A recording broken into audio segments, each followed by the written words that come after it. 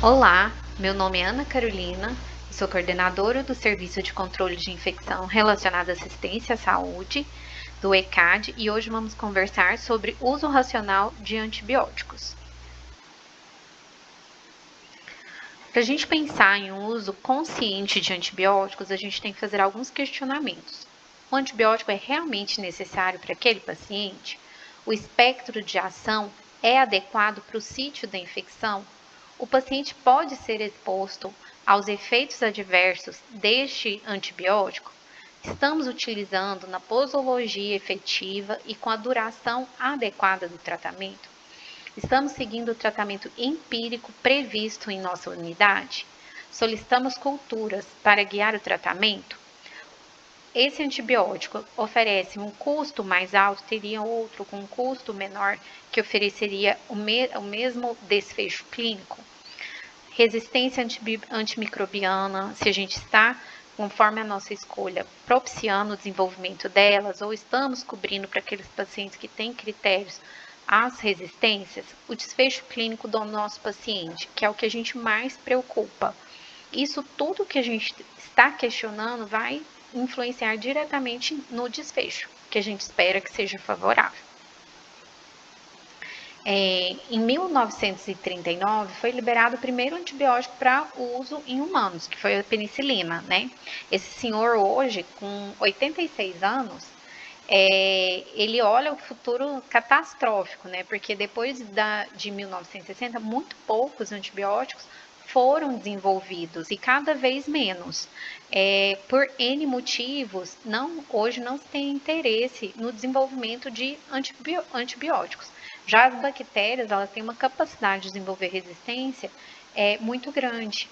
E isso tem interferido na nossa capacidade de tratar as infecções e o que a gente vai ter para o nosso futuro. Com relação ao uso desnecessário de antibiótico, a gente sabe hoje que nos Estados Unidos o antibiótico é a segunda classe de drogas mais prescritas, perde para os analgésicos anti-inflamatórios. Em média, 200 a 300 milhões de prescrições anuais ocorrem, sendo que 50% dessas são desnecessárias, o paciente não precisaria do antibiótico, ou inapropriada, o paciente até precisaria, mas o antibiótico não atinge o sítio de infecção ou é inadequado para aquele tipo de bactéria que está causando a infecção. 25 a 40% dos pacientes hospitalizados recebem antibióticos. Em 2018, a Organização Mundial de Saúde fez o primeiro alerta sobre o uso racional de antibiótico, tentando prevenir desenvolvimento de resistência. Em 2022, ele fez um apanhado de 87 países que colaboraram com base de dados sobre bactérias multiresistentes causando sepse. E esse número aumentou muito em relação a 2018, então o alerta da Organização Mundial de Saúde tem sido mais enfatizado nesse sentido. Então, de forma prática, vamos pensar, eu coloquei 2 casos clínicos para a gente pensar, raciocinar o que a gente faria em cada situação. O primeiro caso, uma criança de 2 anos com dor de garganta, febre de 40 graus Celsius há 2 dias. Bom estado geral, ao exame, gânglios submandibulares aumentados e dolorosos, amígdalas aumentadas, eritematosas e com pontos purulentos. Histórias de episódios semelhantes eventuais. Então, pensando em faringoamidalite aguda, a gente sabe, eu tenho certeza, todo pediatra sabe, a maioria dos casos é viral. Criança e adolescente entre 5 e 15 anos, de 20 a 30% são estreptocócicas. O restante, viral. Adultos, 5 a 15% são estreptocócicas. E tem muito pouco fator de risco para a febre reumática. Crianças menores de 3 anos, 10% apenas é estreptocócico e muito baixo risco para a febre reumática. E a gente tem muitos diagnósticos de amidalite em crianças menores de 3 anos. E isso não costuma cometer crianças nessas idades. Nos Estados Unidos, 70% dos pacientes em consulta por garganta inflamada recebem antibiótico, quando apenas de 20 a 30% provavelmente precisariam receber. 3/4 dos adultos com dor de garganta recebem antibiótico. Tratamento de faringoamidalite estreptocócica dentro de 9 dias é eficaz para prevenção de febre reumática e não previne o desenvolvimento de glomerulonefrite pós-estreptocócica. Por que eu coloquei essa frase no final? Porque a gente sempre preocupa com essa complicação, né? E é um motivo importante da gente tratar? Sim. Mas a faringoamidalite estreptocócica, na maioria dos casos, mesmo se você não utilizar antibiótico, ela vai se resolver sozinha. Então, daria tempo da gente pedir para o paciente voltar, para a gente fazer a reavaliação. Por quê? Para evitar esse tratamento, esse uso de antibiótico desnecessário e diminuir a seleção de bactérias. Principalmente porque a gente tem um costume muito grande de prescrever a amoxicilina clavulanato. E a amoxicilina clavulanato, o clavulanato não interfere em nada em potência para o tratamento de um estrepto. O que a gente tem de comodidade, às vezes, é a prescrição de 12 em 12 horas para melhorar a administração para a criança. Então, a gente tem que pensar o que a gente está causando usando o clavulanato, aumentando a seleção de gram-negativos, porque para o estrepto não faz diferença. Então, vamos lá pensar, fazer um quadro só para a gente relembrar diferenças entre as faringoamidalites por estrepto e viral. Na estreptocócica, dor de garganta de início súbito, febre, cefaleia, náuseas, vômitos, dor abdominal, faringe e amígdala inflamadas, placas ou pontos purulentos, petequias no palato, linfadenite cervical anterior, apresentação mais no inverno e no início da primavera e exposição à faringoamidalite estreptocócica. Nas crianças, principalmente abaixo de 5 anos, geralmente tem algum adulto, alguma pessoa maior de 5 anos, né, a qual essa criança foi exposta para estar desenvolvendo essa faringoamidalite estreptocócica. E rash, que é a escarlatina que pode acontecer.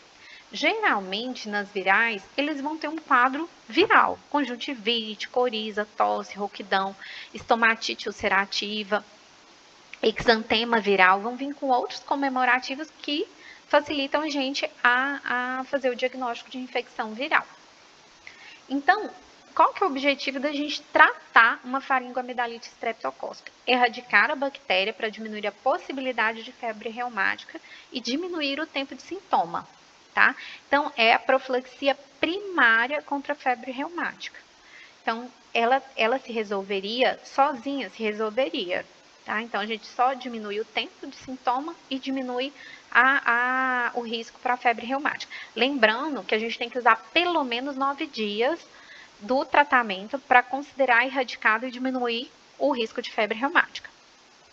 Então, o segundo caso clínico, paciente de 10 anos, internado na enfermaria há 5 dias por pneumonia adquirida na comunidade, em uso de ceftriaxona, pois foi admitido em sepse. No momento, com catéter vascular profundo, hemodinamicamente estável, com leucócito 9.000, mantendo febre, já no 5º dia de internação e uso de antibiótico. Raio-x de tórax com imagem sugestiva de pneumatocele. Hemocultura pneumococo sensível. Conduta. O que você faria? Esse paciente está ainda mantendo febre. Então tá. Você trocaria o antibiótico devido ao paciente manter a febre já no 5º dia de tratamento? O infecto não trocaria. Qual a droga você escolheria? Manteria o ceftriaxona? Qual a posologia? Então, o infecto manteria o ceftriaxona e como a gente lá no começo, o paciente estava em sepse e na sepse a droga inicial para pneumonia é a ceftriaxona, eu escolheria 100 miligramas por quilo dia, porque é um paciente em sepse de 12 em 12 horas. Porque a gente sabe que a ceftriaxona é tempo dependente, então de 12 em 12 horas eu estaria mantendo uma concentração inibitória mínima por mais tempo e melhoraria o resultado do meu tratamento. Você chamaria o infecto? O infectologista ia feliz da vida se você chamá-lo, porque toda discussão é uma troca de conhecimento e todos aprendem. E o paciente é o que ganha com isso, porque o que eu espero é um bom desfecho. Na troca desse antibiótico não seria necessário. Por quê? Porque o paciente tem uma pneumotoccele, ele está evoluindo com uma pneumonia necrotizante. E a necrose, ela libera mais fatores inflamatórios e perdura a febre por mais tempo. Então, a febre, se o paciente está evoluindo bem, com leucobom, queda de PCR, vamos manter a calma e manter o antibiótico, tá? Então, princípios do uso consciente do antibiótico. Evitar o uso desnecessário, tempo mais curto possível, posologia mais eficaz, como farmacocinética e farmacodinâmica, escolha empírica adequada e ajuste após cultura. É isso que a gente fez nesse segundo caso clínico. Então, tempo mais curto possível. Vamos pensar. Infecção intraabdominal, abscesso cavitário sem peritonite. 1 a 3 dias após drenagem, teoricamente o paciente está tratado. Lógico, se está tendo piora, formou novo abscesso, às vezes a gente vai ter que prolongar esse tratamento? Sim. Só que o ideal é a gente sempre encurtar. Se tem peritonite difusa, 5 a 7 dias após o controle do foco infeccioso. Profilaxia cirúrgica, dose única, às vezes estender até 1 dia após. PAV, de 7 a 8 dias em pacientes com resposta da infecção. É óbvio que se o paciente não está melhorando, complicou, a gente vai aumentar o tempo de tratamento? Vai, mas o inicial é esse tempo que é previsto. Cistite, de 3 a 7 dias, dependendo do antibiótico usado e do tipo de paciente, porque às vezes é um paciente com uma malformação do trato urinário, a gente vai ter que prolongar, às vezes vai ter que tomar outra conduta. Pielonefrite, de 7 a 14 dias, dependendo do antibiótico usado e o tipo de paciente, assim como a cistite. Pneumonia comunitária, no adulto, 3 dias, na criança, de 5 a 7 dias. Então, pensando na posologia mais eficaz, a gente vai ter que pensar farmacocinética e farmacodinâmica. O que seria isso, né? A gente pensando em farmacocinética, seria a concentração do antibiótico no sítio da infecção. Por exemplo, vamos pensar uma meningite. Um antibiótico que é ótimo para o sistema nervoso central são as cefalosporinas, de 3ª e 4ª geração, porque penetram muito bem no sistema nervoso central. Então, esse antibiótico está atingindo a concentração no tecido que eu espero, e o efeito antimicrobiano, que é a ação dele na bactéria e seus efeitos adversos. Essa seria a farmacodinâmica, tá? Então, pensando nisso, a gente tem que pensar em algumas características que vão determinar a sua concentração no sangue nos diversos tecidos. Por exemplo, a biodisponibilidade, que é o grau de concentração sanguínea após aplicação por via venosa ou oral, ou intramuscular, né? O volume de distribuição, quantidade de antibiótico no sangue que vai para o tecido. Solubilidade, o antibiótico é lipofílico, hidrofílico, qual que é a sua solubilidade? Por exemplo, um paciente em anasarca, que está com líquido em excesso. Será que eu teria que aumentar a dose? Ele vai ficar muito diluído, vai chegar no tecido da forma como eu espero. Um paciente com hipoproteinemia, ele vai estar levando esse antibiótico para o tecido que você espera. O tamanho da molécula, porque alguns antibióticos que têm a molécula maior, eles não vão conseguir atravessar algumas barreiras. Então, eu estou escolhendo um adequado. A taxa de ligação proteica, que eu citei, o metabolismo e taxa de eliminação, droga ativa ou não, e a meia-vida, o tempo para diminuir a metade da concentração sanguínea do antibiótico.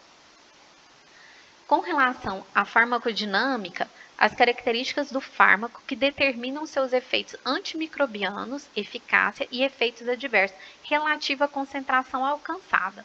Por exemplo, alguns antibióticos, a dose terapêutica é muito próxima da dose para causar efeitos adversos, da dose lesiva.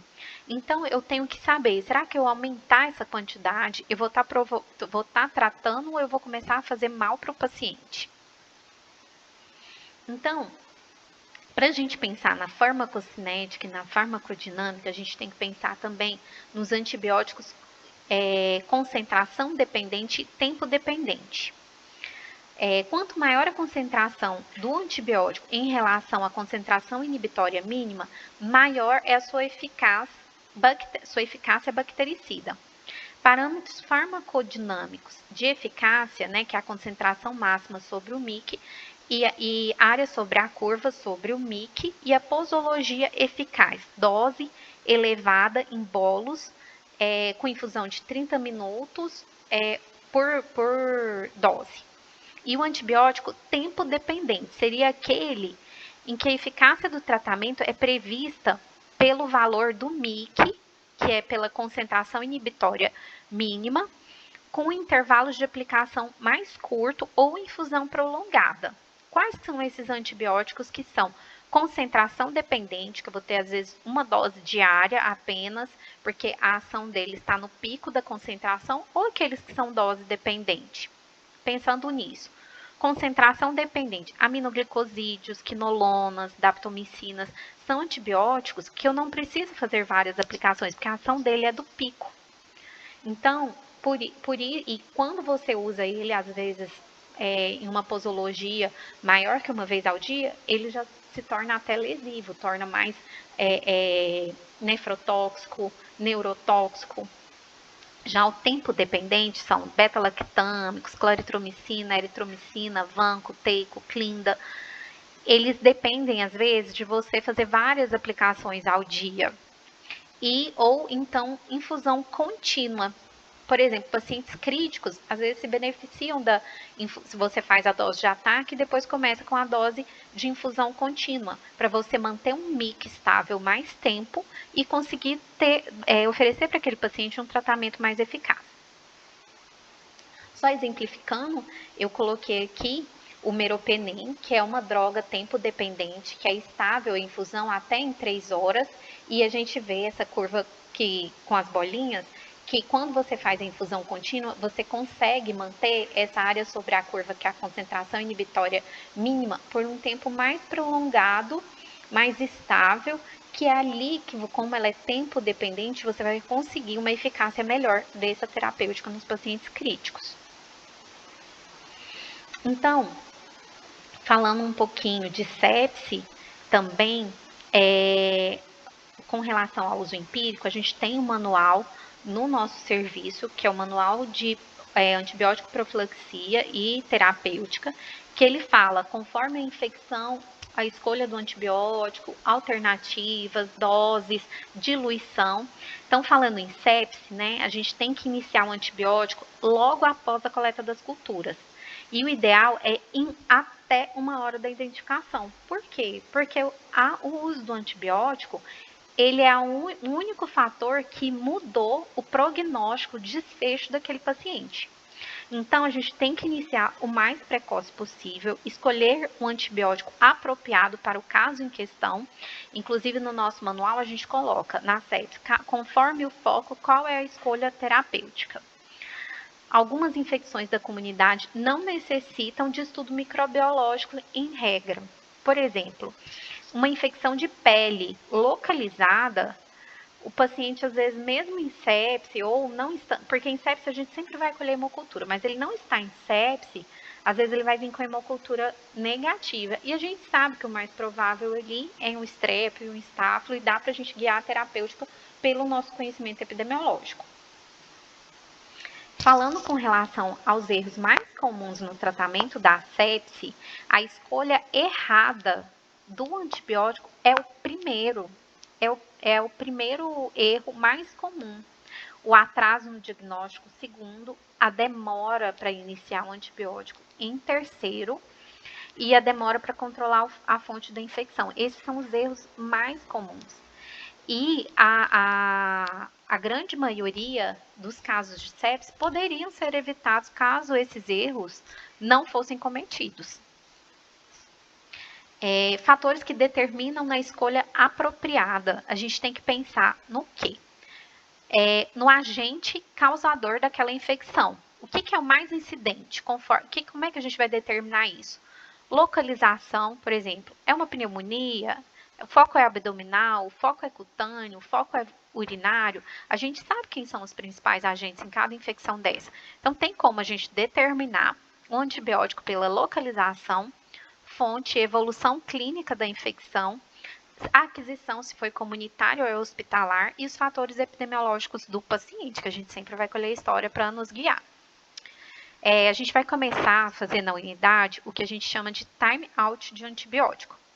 É a reavaliação formal dos antimicrobianos em intervalos de 48 a 72 horas após o início do tratamento empírico.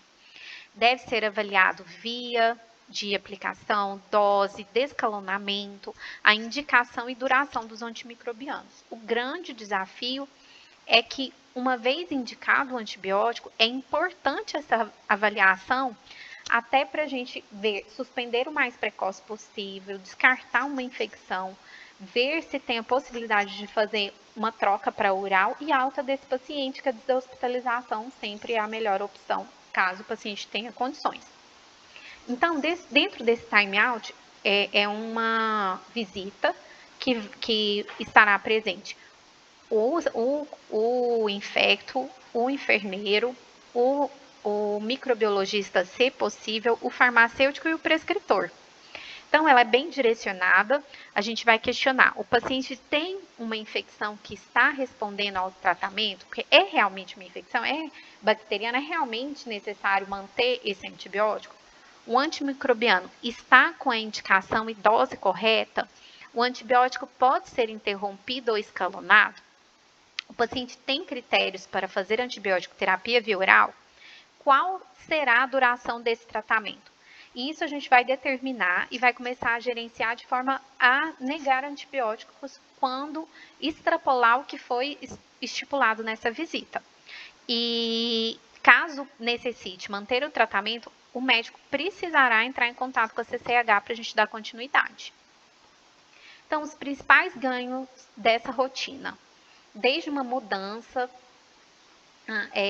que vai trazer um ganho, a redução do espectro para diminuir o desenvolvimento de resistência, mudança da via de venosa para oral, descontinuidade do antibiótico, alteração do tempo de tratamento para menos dias possíveis, por exemplo, e documentação do plano de antibiótico terapia, que isso é um ganho para todo mundo, inclusive para o paciente que vai ter, para o acompanhante que vai ter uma previsão da duração do tratamento.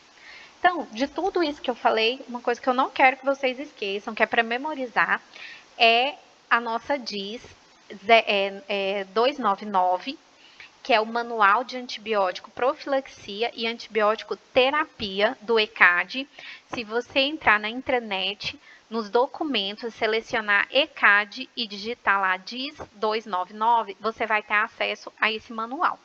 Esse manual, ele contém dose conforme diagnóstico, primeira escolha e segunda escolha de antibiótico, a tabela embaixo da tabela de indicação de antibiótico, ela vem com dose, reconstituição, diluição e tempo de infusão, que é para facilitar, e nós estaremos monitorando tudo isso durante a realização do programa de gerenciamento de antibiótico com as nossas visitas, o time out de antimicrobianos.